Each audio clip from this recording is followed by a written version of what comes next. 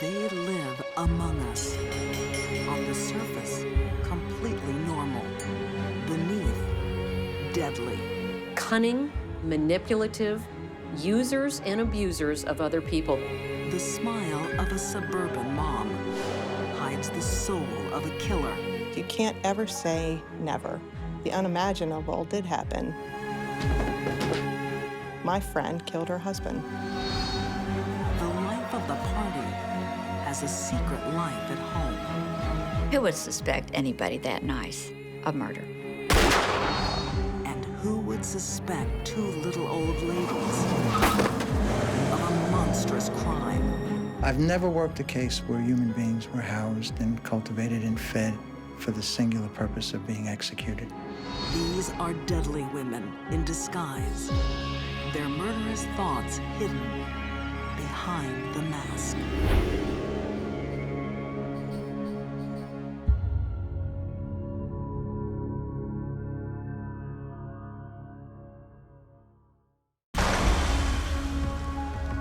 Hollywood, California.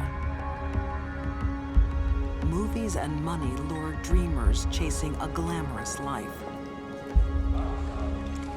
Make sure you eat plenty, come back for seconds. Feel free, okay? But in the back alleys of Tinseltown, Hey Bob, how's it doing? dreams turn to despair.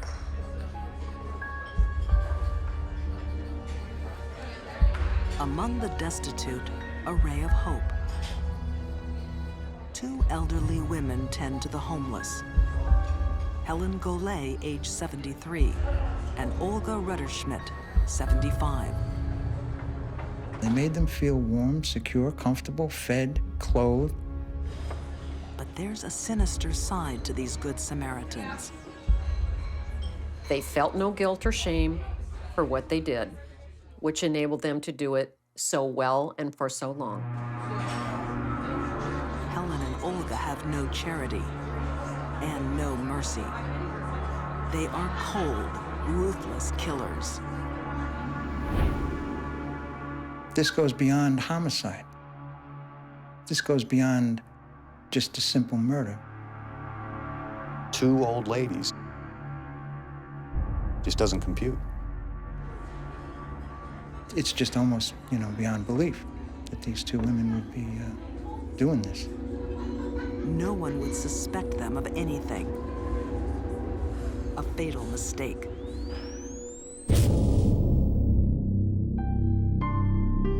June 2005. A broken body lies in a dark alleyway. Victim of a hit and run. It was a man who was hit by a motor vehicle in Los Angeles by accident. Insurance investigator Ed Webster has seen these tragic accidents many times. There's nothing at first blush that would make one think it was suspect. It looks like 50-year-old Kenneth McDavid was run over while changing a bike tire. A cruel, terrible death. When a tire hits the chest, it's going to crush the chest cavity, and it's going to cause the ribs to break and to puncture the lungs, and it's going to cause massive internal bleeding in both chest cavities. Ed Webster can see something odd about the crime scene. The tire was not flat, so it wouldn't require changing, and there were no tools around. It was just his bike. Also unusual, McDavid is lying down when he is hit. Whenever a body is found on a roadway and appears to have been run over, I always ask the question, why were they laying there on the roadway? Were they injured prior to being dumped on the roadway and then run over? Were they taking some drugs or alcohol, something that impaired their judgment? Ed Webster follows a hunch and starts digging. Soon, he hits a lead. Kenneth McDavid is a vagrant. 2 years ago, he moved off the streets into an apartment. And in fact, he lived in an apartment that was rented by Helen Golay, and she was taking care of him for 2 years. Helen Golay, one of the two nice ladies from the soup kitchen. They housed and fed McDavid, and they're the sole beneficiaries of his life insurance. There was absolutely no reason to expect that they would, under the normal course of events, outlive this man who was healthy, 20 years younger than them. Even stranger, Helen and Olga have insured Kenneth McDavid for $1 million. They're making an investment, and the only way that they can collect on that investment is if this man dies. So it's either a homicide or they are the luckiest two women in the world. LAPD Detective Tennis Kilcoyne is also suspicious, uncovering more policies in McDavid's name. So slowly we start getting information from these insurance companies, and we start learning that there's more and more policies on Kenneth McDavid, with Helen and Olga as the beneficiaries. All I need is your signature. Altogether, the policies add up to nearly $6 million. Helen is listed as McDavid's business partner. Olga is fiancée.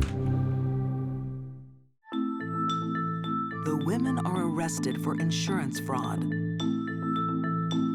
But that's only the tip of the iceberg.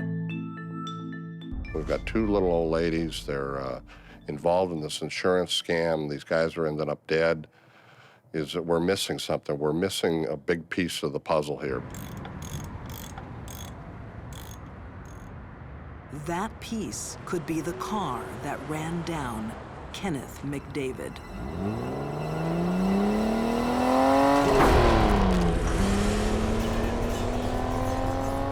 There was a surveillance video on the corner, and they actually had captured the vehicle going down the alley. CCTV vision helps connect the car to Helen Golay.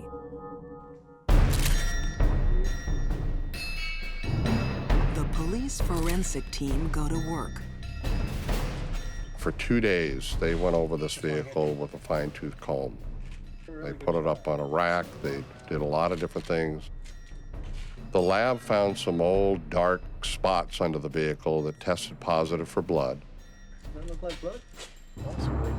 What most people don't realize is that bits of hair and skin and clothing and blood can be deposited up on the inner nooks and crannies of the vehicle. It's very difficult to destroy DNA. Ultimately, they called me a week or two later and said it was positive to Mr. McDavid's DNA. And it was at that time that everything started snowballing.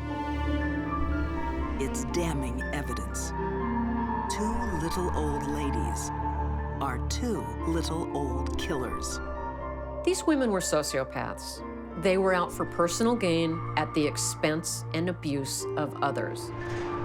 Then insurance investigator Ed Webster takes a shocking phone call. The traffic cops asked me if I had ever heard of Paul Vados. And then he told me that the same two women had claimed the body of Paul Vados, and Vados was also killed in a hit-and-run accident several years before. This isn't a one-time murder. It's a business. On the streets of Los Angeles, police arrest some unusual suspects. Two little old ladies wanted for murder. Two 70-some-odd-year-old women who, for all intents and purposes, could be your grandmother. It just defied anything. At the age of the perpetrators, frankly, the gender of the perpetrators, the helplessness of the victims, the amount of money involved, the cold-blooded nature of the killings. I mean, it had everything. Helen Golay and Olga Rutterschmidt seem to take a special interest in the homeless. But when one homeless man ends up dead in a hit and run, police get curious. We had really put a nice little puzzle together. We found the vehicle that they used. We connected Mr. McDavid's DNA to the undercarriage of the vehicle. LAPD also discover a motive. Helen and Olga have insured Kenneth McDavid for nearly $6 million. They proved to us what they really are, just common thugs. These two seniors, aged in their 70s, have killed before. An LAPD officer makes a shocking connection. 6 years earlier, another homeless man was found dead in a Hollywood back alley. Mr. Vados was killed in an almost identical fashion. Run over in an alley, dark, in the middle of the night, appeared homeless, and two little old ladies that come looking for reports and information. Sure enough, when the file was pulled, the same two little old ladies were identified as Helen and Olga. Now come on, this is going to be your new home. The truth is unthinkable. Victims are being raised like cattle for the slaughter. You're going to have food. I've worked a lot of cases. A lot of cases where people have done horrible things. I've never worked a case where human beings were housed and cultivated and fed and groomed for the singular purpose of being executed. Tea for Ken. Sure, milk and sugar, Ken? The men are groomed for 2 years to beat California's state insurance law.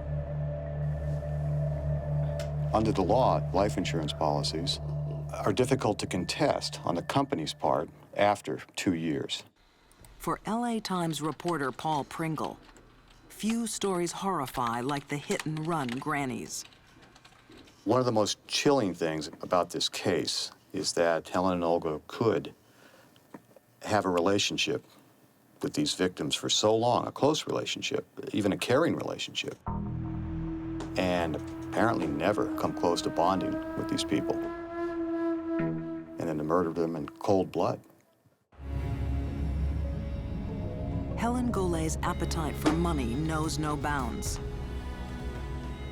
Helen was pretty well off and had a lot of real estate investments and lived in a high-end neighborhood and was doing very well for herself. She didn't need to do this. Her Concerned Charity Worker Act is just a mask. She actually despises those less fortunate. Helen looked down on anyone that wasn't an individual of wealth and substance. They didn't matter. And if someone doesn't matter, it's certainly easier to kill them. Olga was always striving to be more like Helen and try to impress Helen. But Olga was just as culpable and just as evil as Helen. Together, Helen and Olga's callous, cruel natures only feed off each other. When they hooked up with each other, they validated each other's needs to rip people off and to hurt people. Helen and Olga exhibited no guilt, no remorse, no regret for what they did. That's classic sociopathy. But how can 70-year-old women force much younger men to lie down and be run over? Police find the answer at Helen's house. We found a vial with crushed up mixture of prescription medication that, according to the coroner's office, would knock you out, or knock out a grown man. This was found in Mr. McDavid's system during the autopsy. Knocked out, the men are crushed to death under the wheels of Helen's car.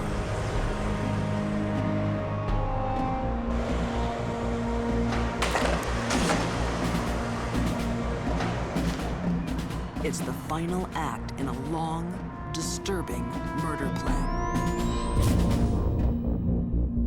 Helen and Olga were convicted of first-degree murder in both killings, been sentenced to life in prison without possibility of parole.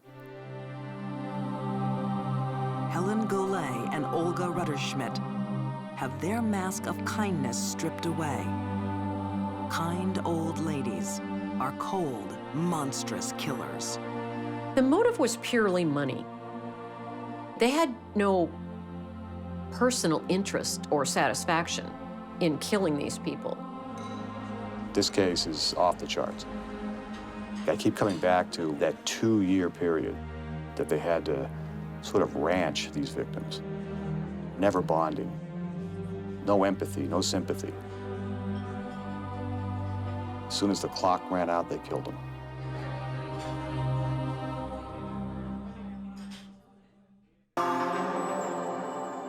Gun Barrel City, Texas, 1982. Jimmy Don Beats unwinds after a hard day working at the fire department.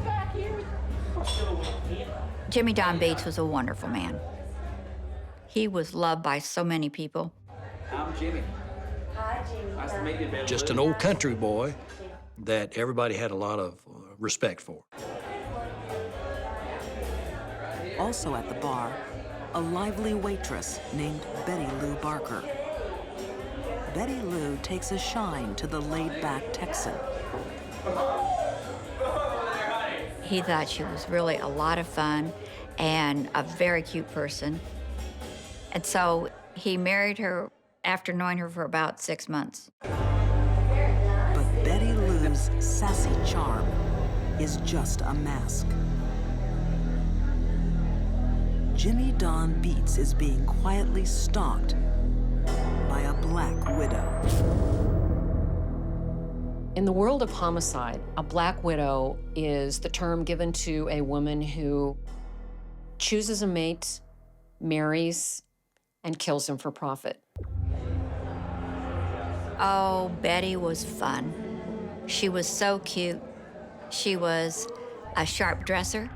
She was a great dancer. And she was really a good time. For crime writer Irene Pence, Betty Lou Beats is a compelling character. Married at 15, she has 6 children. After she had the 6th child, she thought that staying home with a lot of children was not fun. And so that's when she started going to the bars and meeting other men.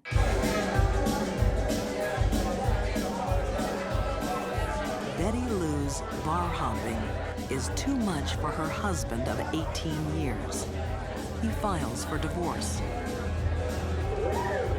In the following years, men and money come and go. But Jimmy Don Beats looks like he might be the real thing. He's her 5th husband in 10 years.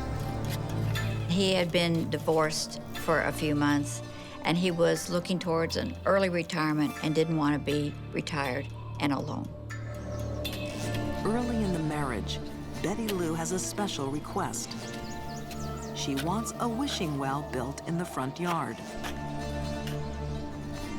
How long is this well gonna take, Jimmy? Black eye, woman. We've done what it's done. Her devoted husband is happy to help. He showed such love for her, and she was so sweet to him. That sweet nature is all a facade. Betty Lou was capable of showing people her good face, the people that mattered to her. She would smile at them, make them feel good about themselves. Yeah, I hope so. Who would suspect anybody that nice of murder? Make a wish. Jimmy Don Beats is in serious danger. Damn, woman. He has Hard just play. dug his own grave. Jimmy Don Beats is a down-to-earth Texan fire captain. Sounds like a proposition. Married to new wife, Betty Lou, he's just a few years from retirement. I think everybody at that time in the department knew Jimmy Don Beats. A chaplain at the Dallas Fire Department, Denny Burris worked alongside Jimmy Don. Very responsible individual who had one quality that seemed to rise above a lot of other people in common sense. But common sense isn't enough to see through the mask of a killer.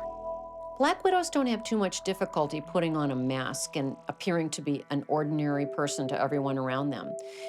Sociopaths can do that quite well. They don't hear voices. They're not delusional.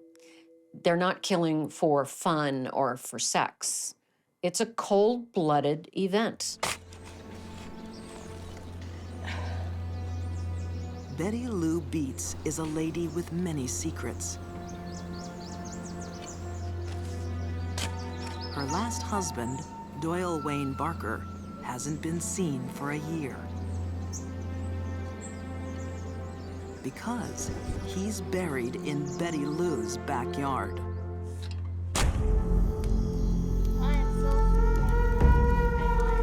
She told her daughter that she really wanted to get rid of him. And so the daughter said, well, divorce him. And she said, and then I'd lose the trailer, and winter's coming. Well, I would be out here in the cold. You know what, Shirley? I'm gonna kill Wayne. And so she tried to get her daughter to help her bury Wayne Barker. Betty's daughter, Shirley, is shocked. But her mother is a strong woman.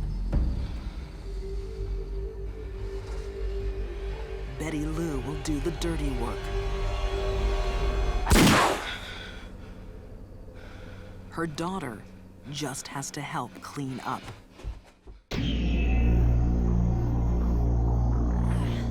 Betty's state of mind was calm, cool, and collected. Good riddance, Wayne. These were not crimes of passion. Within a year, Betty Lou has a new husband and a new reason to kill. With a husband, if he had money, she could get it by murder him, then she would murder him. Well, go on, make a wish.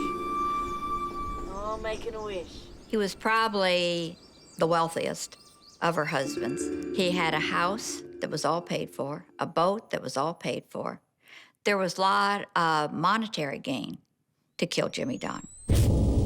6 months into their marriage, Jimmy Don goes missing. I received a call that morning that Jimmy Don had apparently drowned in an accident out at Cedar Creek Lake. His fishing boat is found drifting on the lake, empty. While the search goes on for days, no body is found. All that remains is an air of suspicion.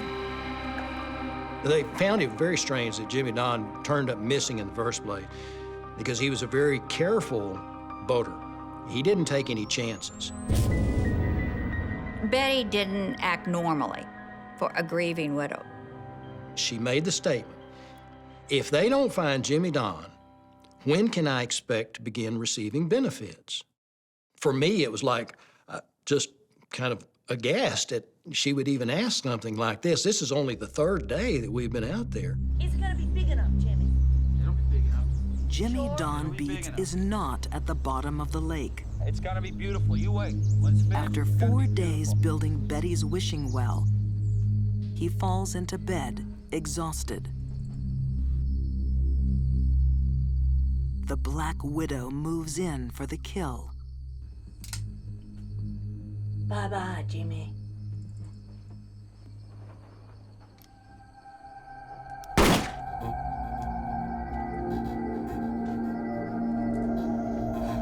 This time, Betty's son Bobby is tangled in her deadly web. Go, Bobby. She has her well, Go there, Jimmy. and now she has her wish. A husband buried beneath it. Bye-bye, Jimmy. Bobby? Bobby? Bobby was so afraid that something was going to happen to his mother, knowing now she had actually killed her husband. There, is that his medicine? Is that his collar medicine? Betty gets Bobby to finish the crime. It's to put in the boat, Bobby, okay? It's to put in the boat. He takes Jimmy Don's fishing license, his glasses, and his heart pills, What's the fishing license? puts them in his boat, and sets it adrift on the lake. We're gonna put it in the boat,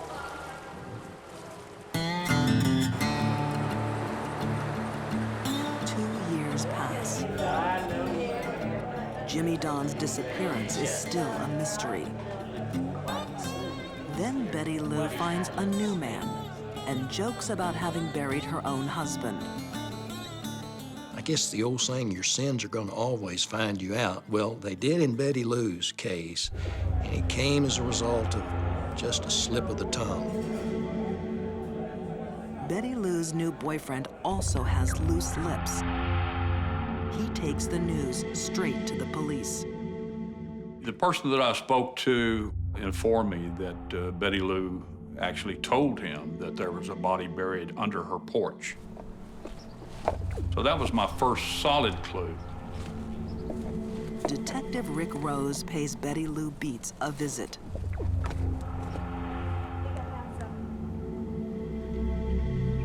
Underneath the wishing well, he finds a body. It's missing fire captain Jimmy Don Beats. Out back, another surprise. The body of Doyle Wayne Barker. Most people don't expect a woman to kill two husbands in the same house with the same gun over a period of 3 years. I don't think Betty thought for a minute that she would get caught. The boldness of burying the body of someone you killed on your own property, no, she did not think she was going to get caught. Careful, Bobby. All right, I'm going Arrested for downstairs. murder, Betty Lou will do anything to save herself. Oh, for God's sake, Bobby! Hopeless boy. Sorry, Mama. Betty put Betty first, and that's the bottom line. She turns on her own children, trying to blame them for the murders. I don't think she cared. I don't think she felt any empathy for her victims, nor did she have any empathy for what her kids might have been feeling involving them in this. The trial jury finds Betty Lou guilty of 2 murders. My visit with her at the trial is something that I don't think in my mind's eye will I ever forget. I don't know how you can describe the eyes of that lady. Her stare was just a glaring type of stare. And her eyebrows weren't raised, but they were just staring. Betty Lou's deadly past is finally exposed.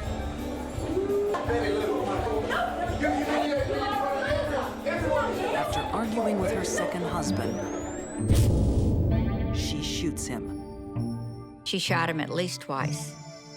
And she explained to the police how he was trying to attack her. And they always questioned why the bullets were in the back of his head.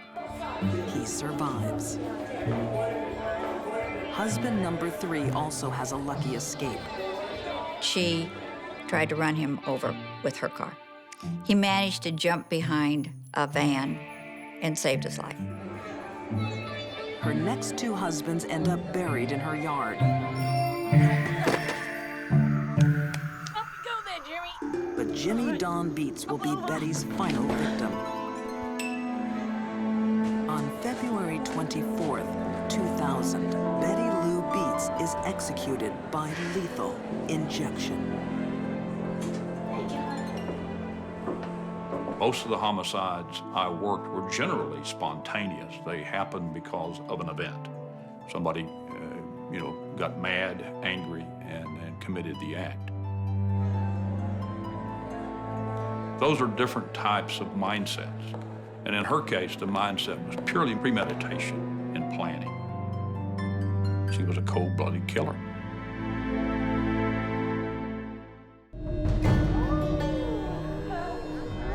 At a resort in Maryland, a wife is poisoning her husband. In the middle of a crowded room. This murder is just theater. It was Valentine's weekend, and we had a special murder mystery party going on. Enjoying the mystery dinner, Kim Rico and her husband, Steve. The play is called The Bride Who Cried. guests are caught up in the tale of a new bride killing her groom. What's happening? What's happening? But there is one other woman in the room with her mind set on murder. Most people who want out of an unhappy marriage get a divorce. That wasn't good enough for Kim. It's the last thing you expect to get a phone call in the middle of the night. When the phone rings in the middle of the night, you know it's not anything good. My wife answered the phone, kind of roused me a little bit and said that there was an incident in Steve and Kim's room. Kim's requesting that you come down there as soon as possible. It's disturbing news for Mike and Maureen Miller. They're close friends with Steve and Kim Rico. There's been a fire at the resort.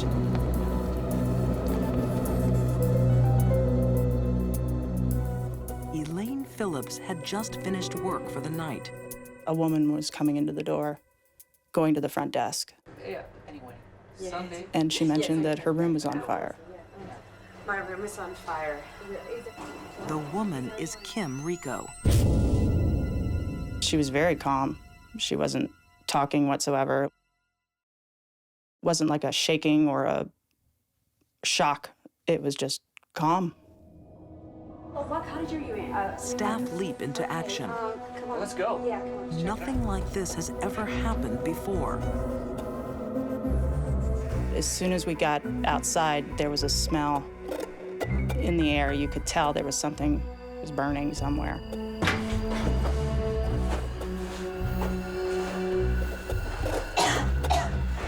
Oh, God.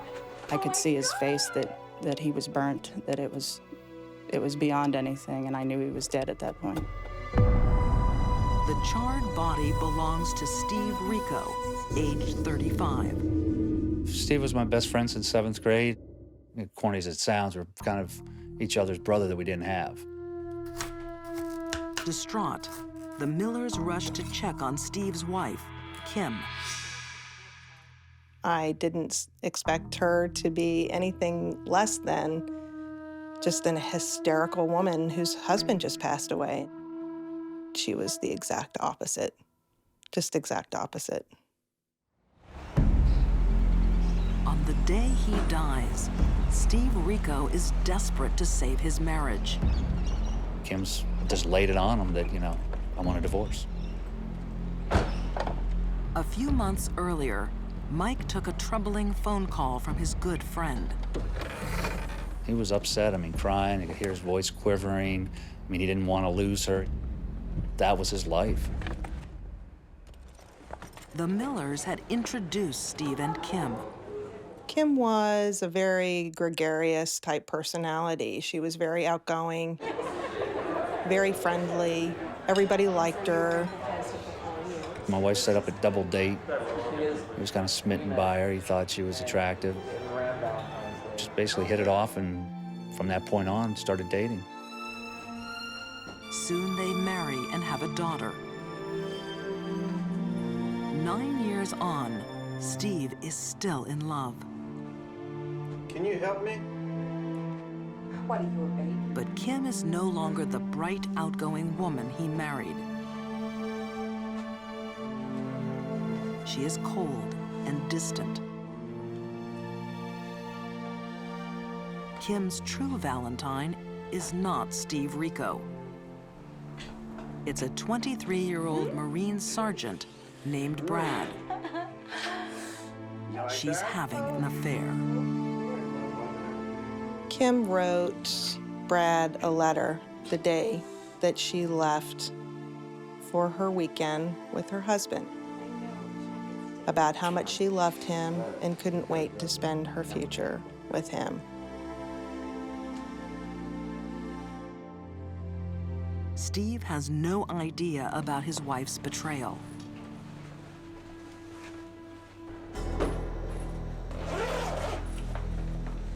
She was bound and determined that this murder was going to happen no matter what.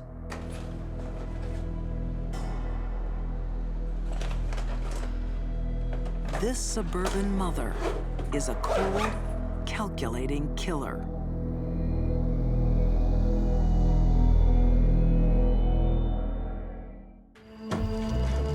At a golf resort in Maryland, fire tears through a guest room.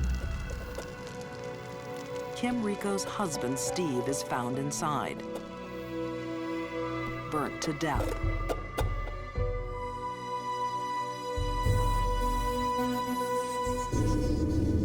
Prosecutor Robert Dean says it all looks like a terrible accident. She claimed that he was sloppy drunk and that he wanted to have sex. So she said they got into an argument and she left for a few hours. Stop it! No! And she said she drove around and got lost.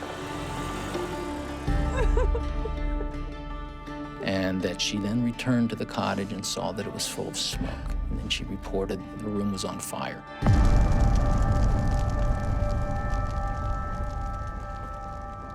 Steve Rico's best friend, Mike Miller, is called to the scene.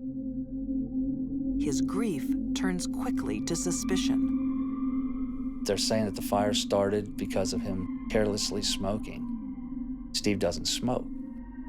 All the years that I've known Steve, I've never seen him smoke a cigarette, a cigar, and he despised being around people that smoked. Forensic pathologist Janice Amatuzio says the body of every fire victim tells a story. Stephen's body was found in a fire. The major question for the forensic pathologist is, did he die as a result of the fire or not? When there was no soot in the airways, when there was no damage to the lungs, it suggested that Stephen was dead before the fire started. Stephen was not drunk that night. The blood test at the autopsy shows that. He was not drunk. He's such a party pooper. We're away. The mask of Kim Rico is slipping. Behind it lies a killer. Was she really capable of doing this? Everybody was saying it, but again, I ignored it and just pushed it back and said she wasn't capable of doing it. And man, was I wrong.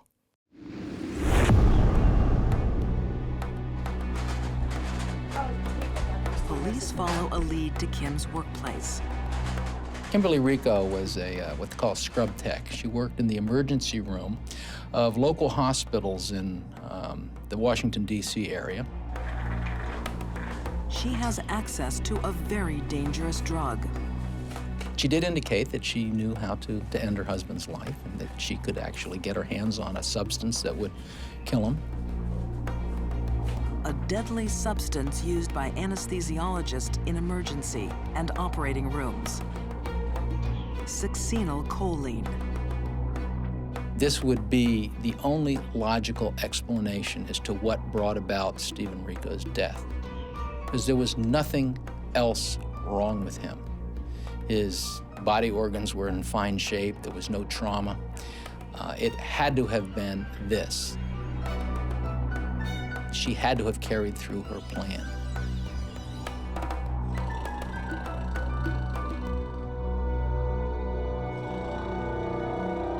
She snuck up and attacked him with a hypodermic syringe, knowing full well that the burning of the body would cover up any puncture wound. Succinylcholine is a fast, lethal drug with a terrifying twist. This agent just simply causes paralysis. It does not alter your level of consciousness.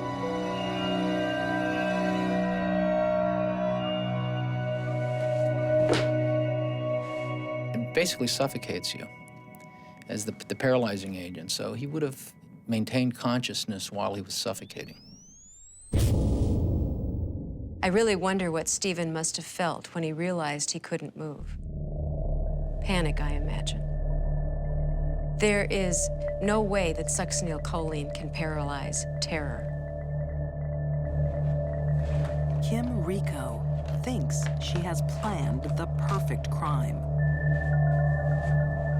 One of the things that I see in almost every case of premeditated spousal murder, where the killer is above average intelligence, is arrogance. And the arrogance they have makes them do stupid things. It was clear that this was a staged killing. There were empty beer bottles in the room, and there was a pack of cigars. The cigars are vital clues. Not only is Steve Rico a non-smoker, they can't start a fire. There was an investigation as to how a fire like this could have started. And that fire could not have started by the ashes of a cigar. Prosecutor Robert Dean takes a mass of evidence to trial. Kim Rico is found guilty of murder and jailed for life. She injected him with succinylcholine and watched him suffocate and lit him on fire. How much colder could it get?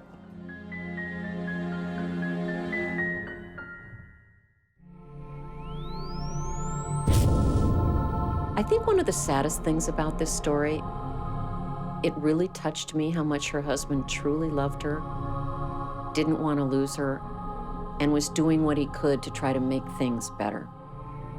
And she still killed him.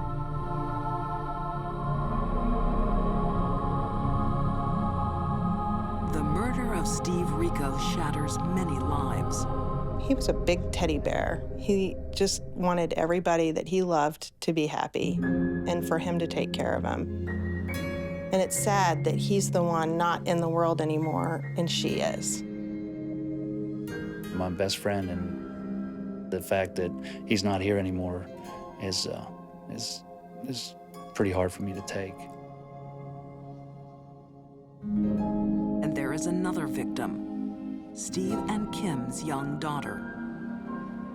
Because of her mother's obsession with this younger man, because of her mother's desire to get herself out of this marriage, this little girl, lost her father and lost her mother too. Her child is a victim of her crime and is forever going to wonder what side of the family is telling her the truth. Is it true that her mother was unjustly accused? Or is it true that she is a cold, manipulating, calculating murderer?